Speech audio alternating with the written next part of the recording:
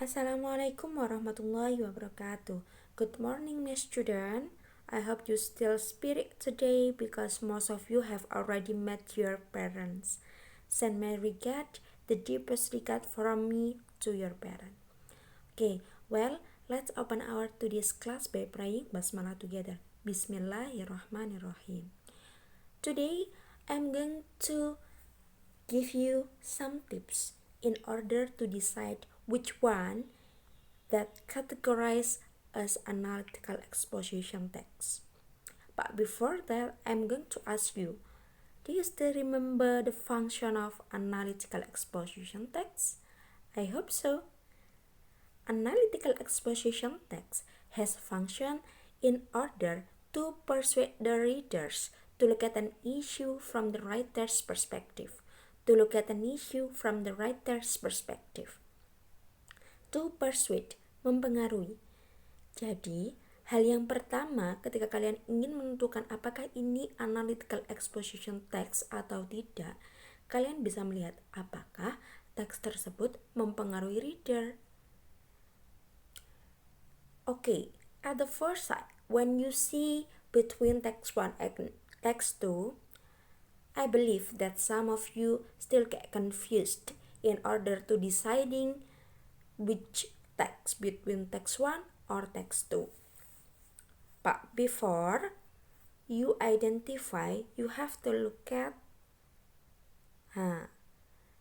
the thesis statement first. The thesis statement of text 1 that discuss about artificial intelligence, look at, there are as many different types of robots as there are tasks for them to perform. Different types of robots. It discuss about the different types of robot, jenis-jenis robot. Jenis-jenis robot. Jadi karena banyak jenis robot, karena banyak hal-hal yang harus mereka kerjakan. Nah, apakah ini mempengaruhi the reader? If it discuss about different types, berarti we can guess that the next paragraph itu menceritakan tentang jenis-jenis robot. Look at in a second paragraph. The terms comes from. Kalau ini menjelaskan tentang sejarahnya robot. While the next paragraph, robots that resembles human are known as android. Robot yang menyerupai manusia disebut dengan android. Nah, ini kan menjelaskan jenis robot yang pertama. While the next, an autonomous robot acts as a standalone system. An autonomous robot. Autonomous robot berarti robot yang mandiri. Ini juga jenis robot yang kedua, the second types of robot.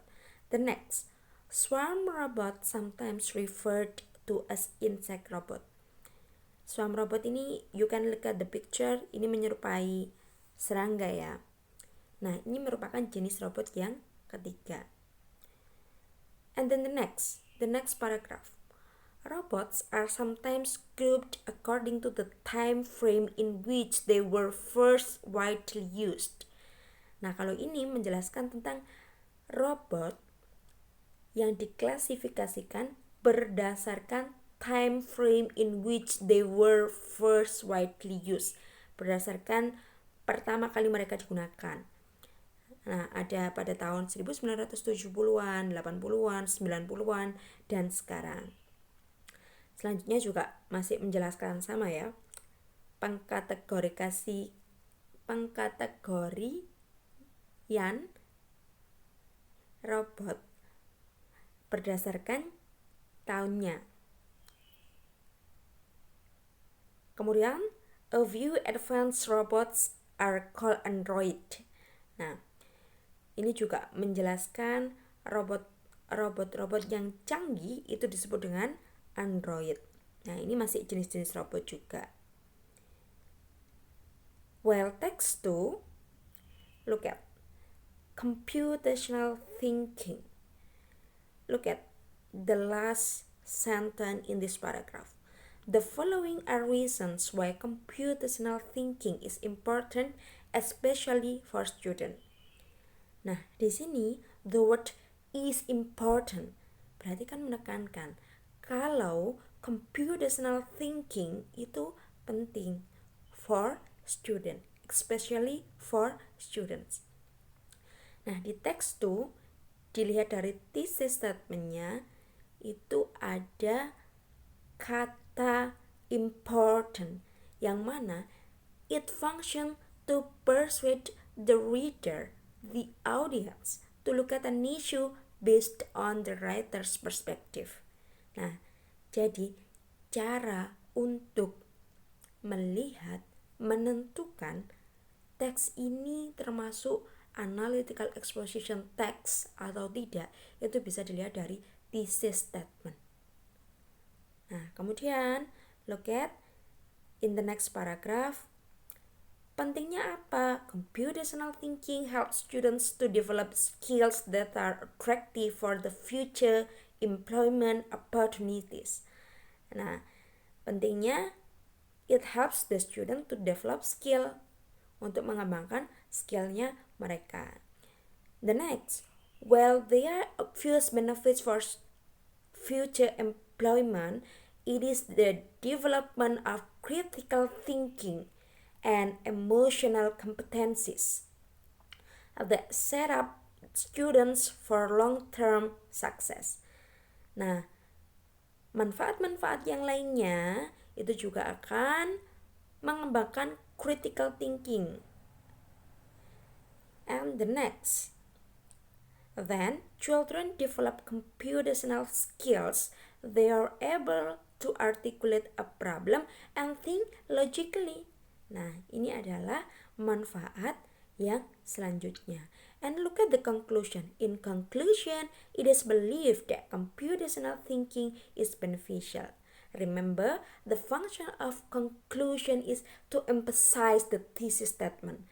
Kalau thesis statementnya tadi to persuade the reader that computational thinking is important, now look at the conclusion. Apakah conclusionnya itu juga emphasizing, menekankan bahwa computational thinking is important? Ya, jawabannya. Look at computational thinking is beneficial.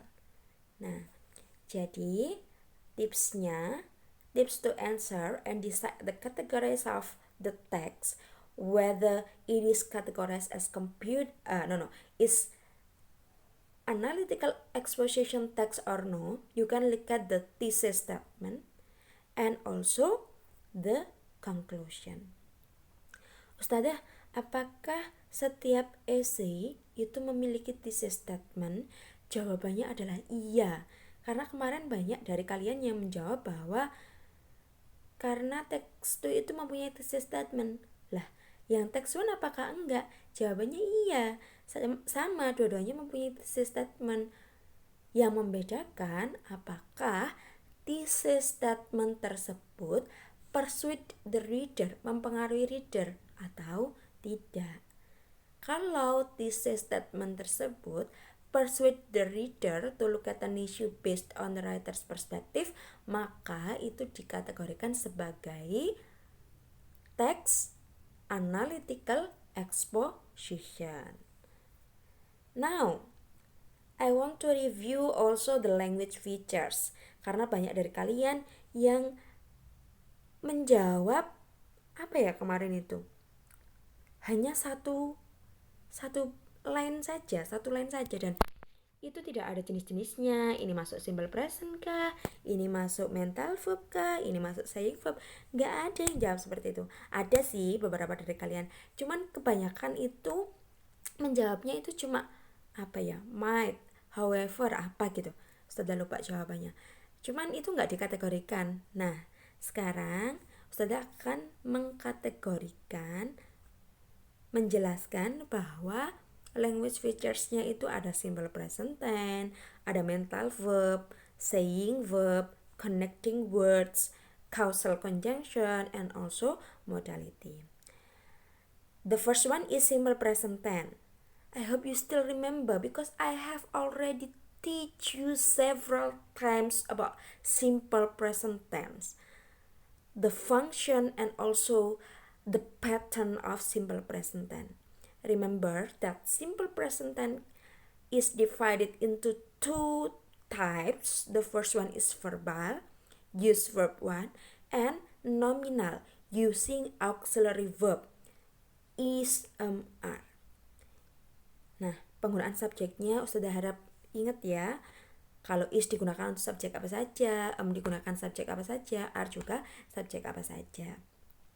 Example, computational thinking is the step. Subjeknya yang mana?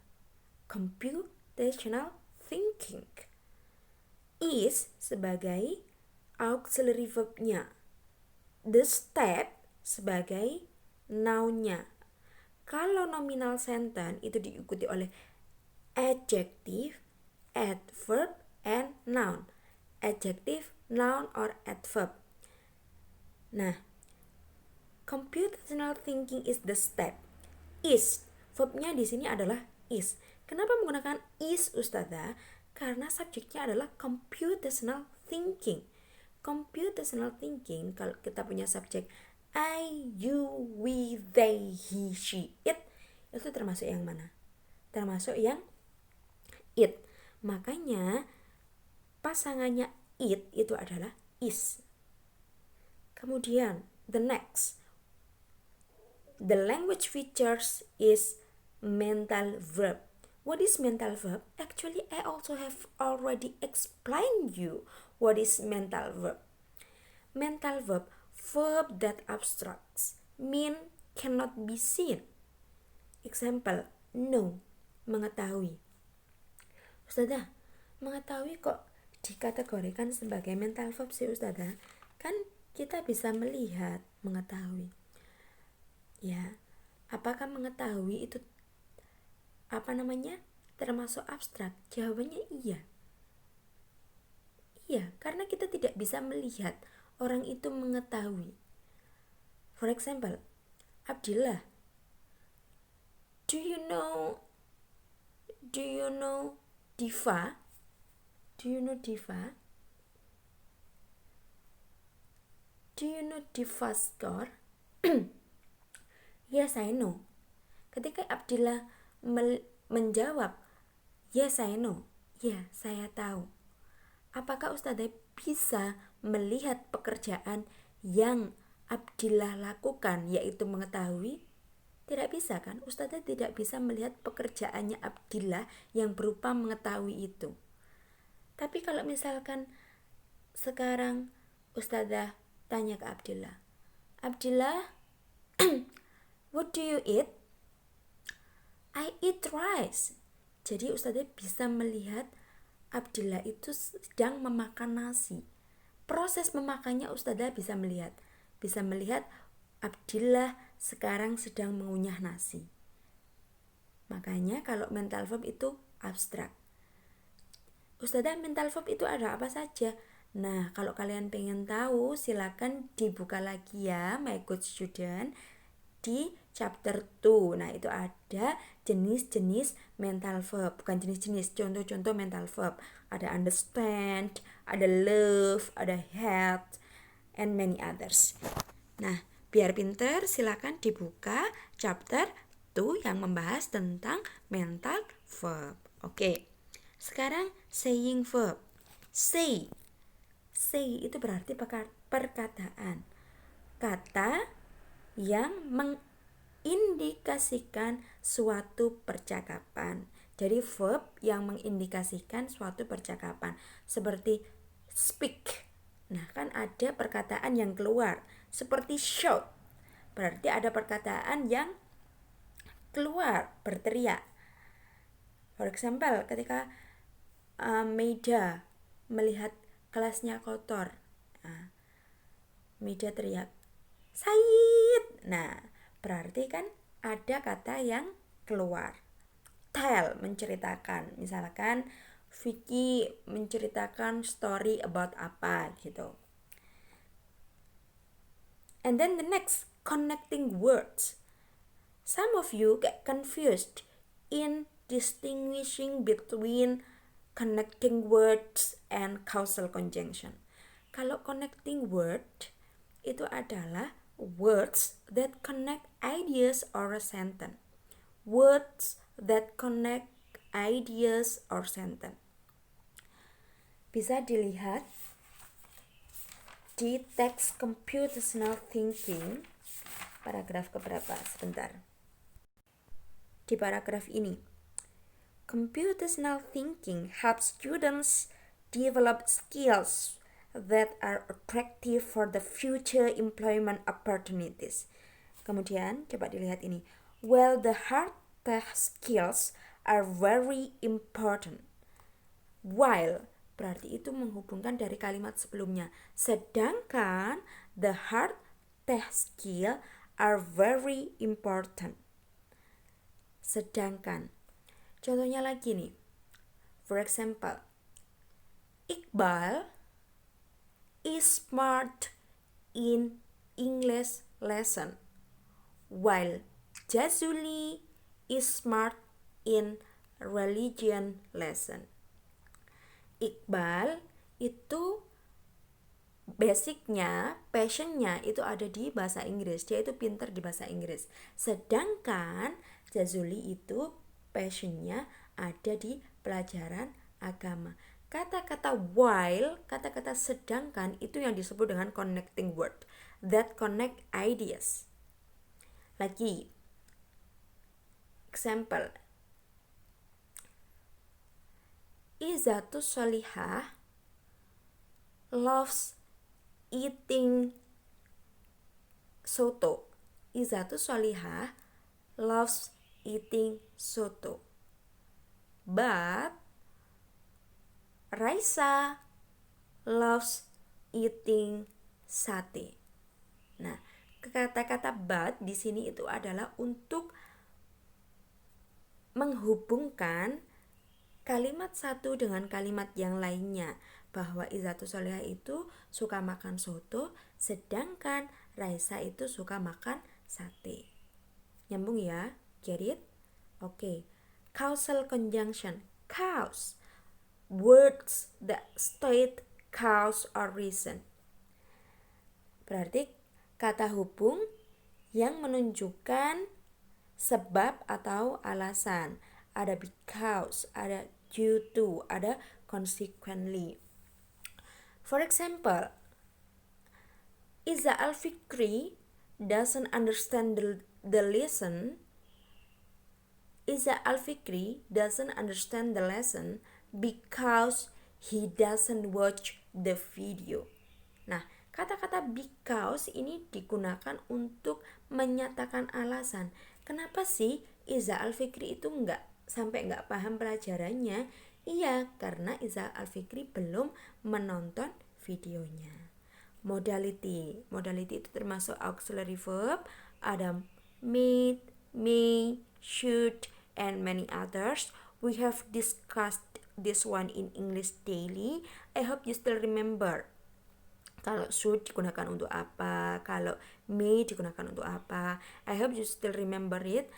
And now your job is please identify the language features in text 2 that consists of 6 features. Mention one for each feature if you find it. Jadi tugasnya kalian itu mencari simple present 1, mental verb 1, satu-satu aja nggak apa-apa.